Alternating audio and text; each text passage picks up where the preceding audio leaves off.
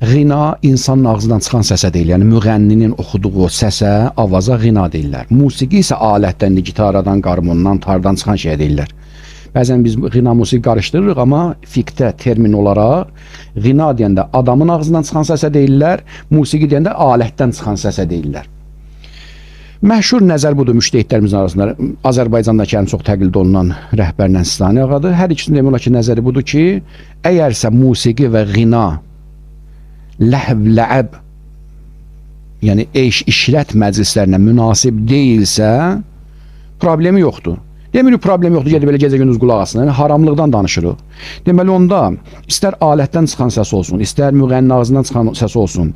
Əgərsə elə bir formadadır ki, kef məclislərində, toy məclislərində, kampaniyalarda, araq məclislərində, işlət, nə bilim deyək, qarışır oğlan qıza, qız oğlana, o çalır, bu oxuyur. Bu günah məclisləri ki var, onun avazlarına uyğun avazlardılarsa haramdır. İstər insanın ağzından çıxsın, istərsə də alətdən çıxsın.